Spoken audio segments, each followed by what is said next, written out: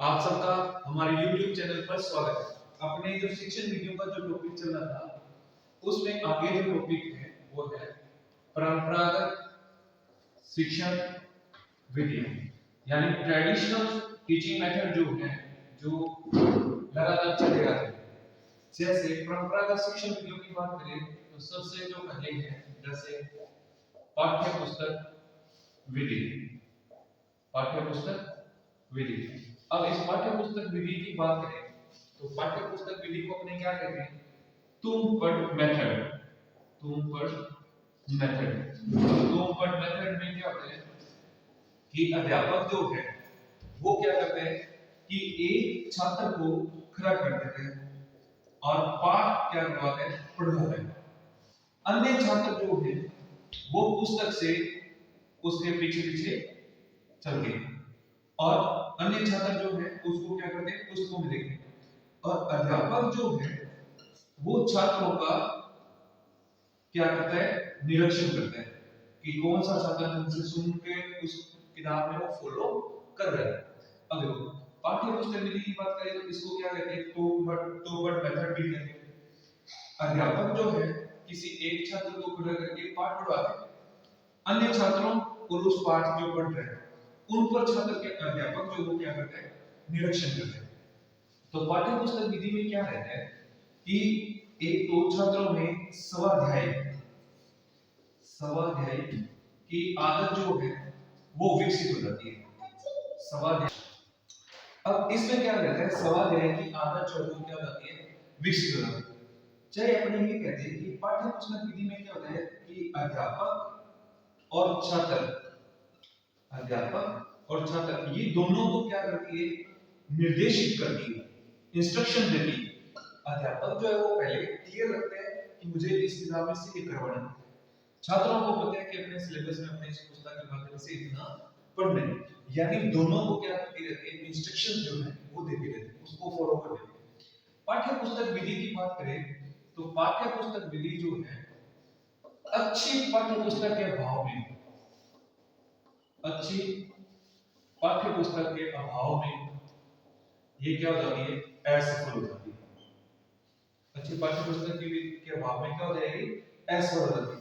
उसके बाद में इसमें सेकंड क्या रहता है कि रटने की प्रवृत्ति जो है, रटने की प्रवृत्ति जो है वो बढ़ जाती है, क्योंकि मेरे पास किताब तो है और किताब में मैं पढ़ लूंगा।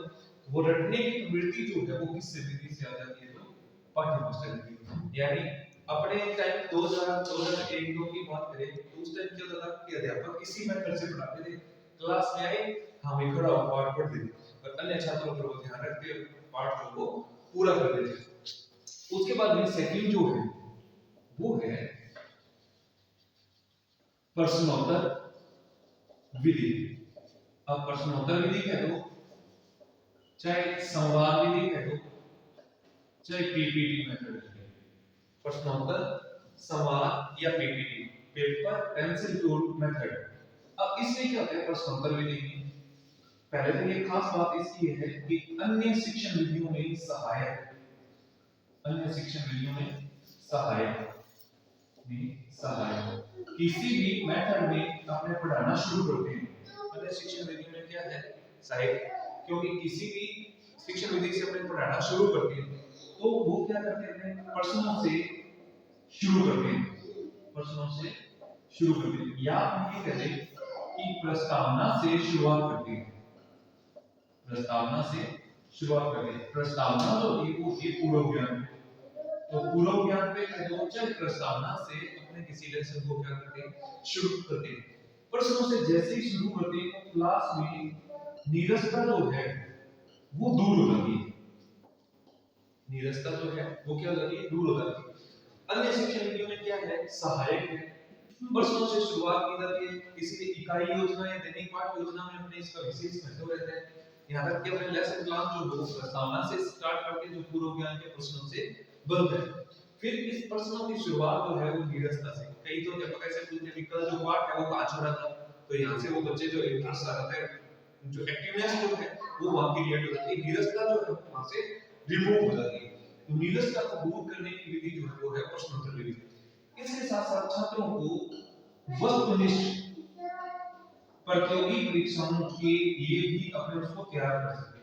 तो वस्तुनिष्ठ प्रतियोगी परीक्षाओं के लिए तो प्रश्नोत्तर में क्या है, अपने प्रश्न उत्तर करके उनको बच्चों को समझाते हैं कि किस तरह से प्रश्न जो है वो ऑब्जेक्टिव टाइप के क्वेश्चंस एग्जाम में आके।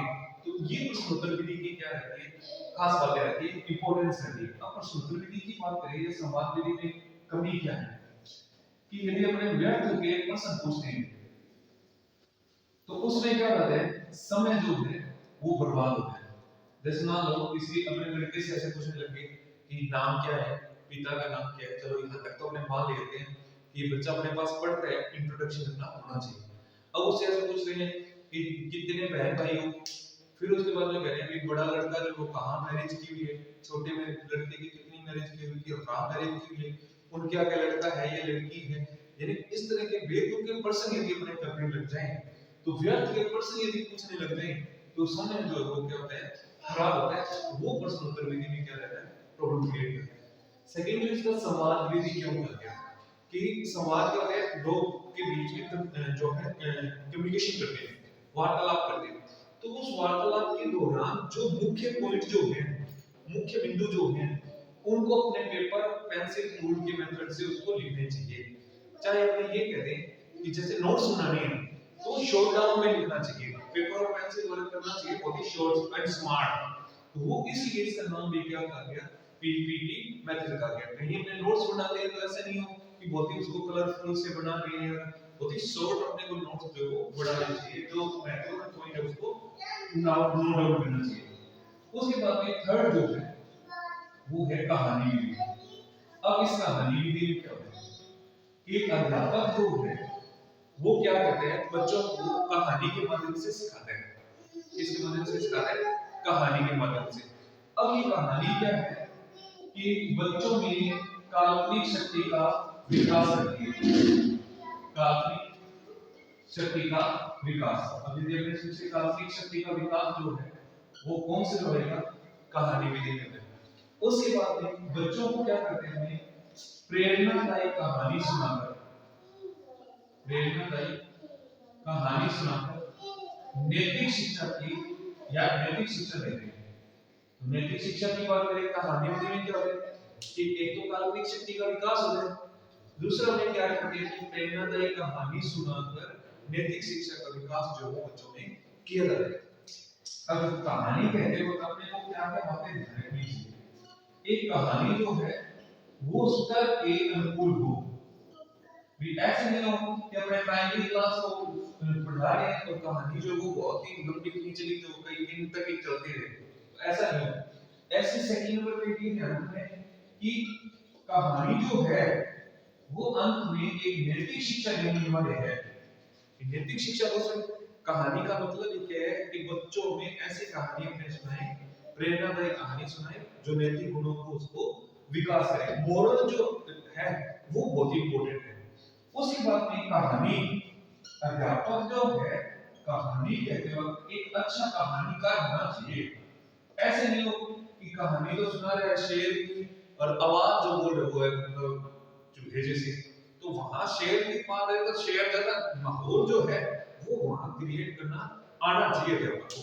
तो कहानी विधि में क्या है, काल्पनिक शक्ति का बच्चों में विकास होता है, कल्पना करते हैं। प्रेरणादायी कहानी से नैतिक शिक्षा की क्या होता है, उसमें डेवलपमेंट होता है। सुझाव की बात करें तो स्तर के अनुकूल होना चाहिए, नैतिक शिक्षा पर आधारित होना चाहिए, अध्यापक जो कहानीकार होना चाहिए। अब इसमें सबसे बड़ी बात जो है, कहानी कहते वक्त अपने को पहले इस बात का चुनाव करना आना चाहिए कि कहानी जो है वो उन बच्चों के स्तर के अकॉर्डिंग है या स्तर के अनुकूल है या स्तर के अनुकूल नहीं है। यदि स्तर के अनुकूल नहीं है तो उस कहानी विधि में क्या हो जाएगा कि जो बात आपने समझाना चाह रहे हैं वो कहानी विधि जो अपनी फेल हो जाएगी। तो परंपरागत शिक्षण विधियों की बात करें तो पहले पाठ्य पुस्तक विधि, दूसरी जो है वो प्रश्नोत्तर कह दो, सवाल कह दो, चाहे पीपीटी कह दो, और थर्ड जो वो है कहानी। उसके बाद में चौथी जो है वो है खेल विधि। फोर्थ कौन सी है, खेल विधि। अब इस खेल विधि की बात करें तो खेल विधि में क्या है, अब देखना खेल विधि की बात करें तो खेल विधि का प्रयोग जो है, खेल विधि का प्रयोग, यदि अपने पहले प्रयोग की बात करें तो सबसे पहले प्रयोग जो है वो किया था फ्रोबेल ने। और यदि अपने इसे कहते हैं जनक कौन है, तो इसका जनक जो है वो है Henry Caldwell cook. Caldwell cook. और इस हेनरी कोल्डवेल कुक की पुस्तक की बात करें तो बुक जो लिखी थी वो लिखी थी प्लेग। अब मैं सोचे पूछने कि प्लेग पुस्तक जो है वो किसकी है, हेनरी कोल्डवेल कुक से है। प्लेग जो बुक है वो कौन सी विधि से रिलेटेड है, तो खेल विधि से रिलेटेड है। इस प्लेग में हेनरी कोल्डवेल कुक ने खेल विधि का प्रयोग जो है वो अंग्रेजी भाषा के शिक्षण में किया था। अंग्रेजी भाषा शिक्षण में किया था। वर्तमान की बात करें तो वर्तमान में प्राथमिक स्तर के लिए सर्वोत्तम विधि है, सर्वोत्तम विधि। उसके बाद में सेकंड नंबर यदि अपने से पूछे तो ये प्राथमिक स्तर। अब वर्तमान में अंकगणित जो है, अंकगणित सिखाने के लिए सर्वोत्तम विधि। वैसे तो प्राथमिक स्तर पे प्रत्येक विषय के लिए इंपॉर्टेंट है खेल विधि, और अंकगणित के लिए सबसे बेस्ट है कि बच्चा जो है वो अंकों का ज्ञान हो, खेल में बहुत ही रुचिपूर्ण सीख जाए। उसके साथ साथ इसमें क्या होता है, सर्वांगीण विकास। सर्वांगीण विकास, अब सर्वांगीण विकास में क्या आ जाएगा, शारीरिक विकास में क्योंकि खेलेगा, सामाजिक विकास में, मानसिक विकास में, और इसके साथ साथ उसमें लोकतांत्रिक मूल्यों का जो विकास होता है वो भी खेल विधि से शुरू है। लोकतांत्रिक मूल्यों का विकास। अब यदि अपने पूछे कि खेल विधि का प्रयोग जो है सबसे पहले किसने किया था, फ्रोबेल ने। जनक की बात करें तो हेनरी कोल्डवेल कुक। बुक की बात करें तो कौन सी है, प्लेग। अंग्रेजी भाषा शिक्षण के लिए सबसे पहले इसे यूज किया गया। प्राथमिक स्तर के लिए सबसे बेस्ट विधि है, अंकगणित के लिए सर्वोत्तम विधि है, सर्वांगीण विकास है, शारीरिक, सामाजिक, मानसिक, लोकतांत्रिक मूल्यों का विकास है। इस खेल विधि की बात करें तो दोस्त जो है वो ये है कि शारीरिक स्थिरता जो है वो आ जाती है। शारीरिक स्थिरता, या आपने ये कह रहे कि थकावट जो है वो महसूस कर रहे हैं। अब 10 बजे से लेके 4 बजे तक विद्यालय का टाइम है और अपने से 10 बजे से लेके 4 बजे तक खिला ही रहे हैं, तो वो शारीरिक स्थिरता आ जाएगी, थकावट सी आ जाएगी। हो सकता है कि उसे 1.5-2 घंटे बाद या 2.5 घंटे बाद ऐसा ट्रीटमेंट चाहिए, जैसे अपने कह रहे हैं जो क्रिकेट मैच देखते हैं तो एनर्जी ड्रिंक जो है वो उनको बाउंड्री पे जो प्लेयर होते हैं उनको पिलाते रहते हैं, वो क्या है उनकी शारीरिक स्थिरता को नेगलेक्ट कर देते हैं, वो एनर्जी उन्हें उतनी फील कर देते हैं। अब स्कूलों में इतनी देर अपने खिलाएंगे तो वो कैसे एनर्जी वहां प्रोड्यूस उनको करेंगे, तो वहां वो शारीरिक स्थिरता या थकावट का महसूस जो वो करते हैं। इसके साथ साथ संपूर्ण पाठ्यक्रम को इस विधि से कराया जाना, संपूर्ण पाठ्यक्रम को इस विधि से कराया जाना संभव नहीं है। अब यदि हमने सोचे कि परंपरागत शिक्षण विधियां कौन-कौन सी हैं, तो 4 परंपरागत शिक्षण विधियां हैं। एक तो है पाठ्य पुस्तक विधि, दूसरी जो है प्रश्नोत्तर विधि, तीसरी जो है कहानी विधि। यानी परंपरागत शिक्षण विधियों में 4 शिक्षण विधियां हैं। कौन-कौन सी है, पाठ्य पुस्तक, प्रश्नोत्तर, कहानी और खेल विधि। अब यदि अपने से ये कहे कि इन चारों में से सबसे बेस्ट कौन सी है, तो इन सब में चारों में से सबसे मेन जो है कौन सी है, प्रश्नोत्तर है या संवाद है, क्योंकि अन्य शिक्षण विधियों में ये क्या रहती है, सहायक रहती है। तो ये जो 4 शिक्षण विधियां हैं वो इस पार्ट में आप एक बार पढ़ के देखें। Thank you.